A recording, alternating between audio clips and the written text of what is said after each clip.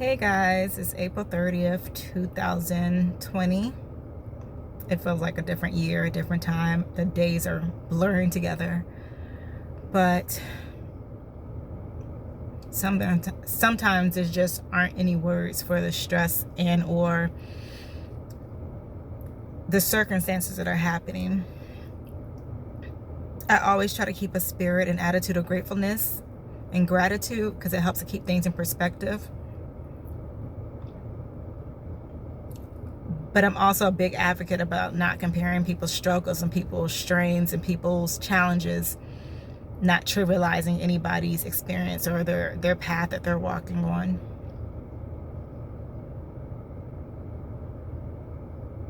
So today has been spent with a lot of work, a lot of taskers for my actual 9 to 5, which typically is like an 8 to 10, 8 to 11, just all depends on what day it is and what taskers are coming up. But I spent a lot of today just distracting myself with various taskers at work so I would avoid my earnest feelings surrounding how my medical treatments and approaches to my health challenges have kind of been completely dismantled and fizzled out like a nasty Coke product after being out the refrigerator for too long.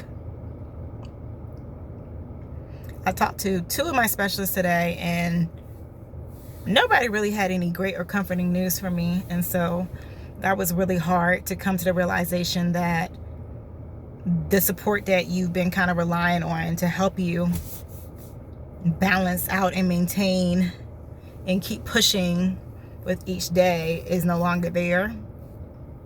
So I've been trying to contemplate different options but not ruminate, because I find that rumination allows an opportunity for you to kind of go down a rabbit hole and be stuck in spaces that aren't necessarily healthy for you or anybody else connected to you. So I am honestly a bit discouraged, a bit disheartened, disappointed, but I am still going to push through. Still going to push through. I'm still going to do what I can do within my own capacity and try to stay as much as encouraged as I can, because when you get into a space of hopelessness and resentment, it just doesn't yield positive results.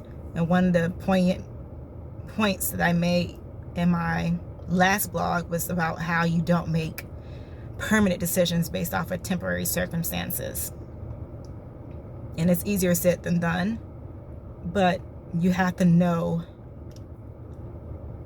that the pain is going to be purposeful in some way. It's going to birth something beautiful in some way. It's going to help somebody in some way. And so I often am in a state of evaluation and assessment. So I'm often evaluating if I'm doing enough to do enough for my purpose and help people, and am I accomplishing what God has me here for. I'm often doing that, but right now I'm taking this time to sit and not necessarily dwell within my head, but dwell within my being itself. So I am sending you all good vibes and love and encouragement, despite me not feeling the greatest or the most encouraged myself. Please don't let anyone tell you that you can't help or love on people or encourage people when you're in a space of emptiness, or not even emptiness, because that's probably not the best word, but when you're in a space of brokenness or disenchantment or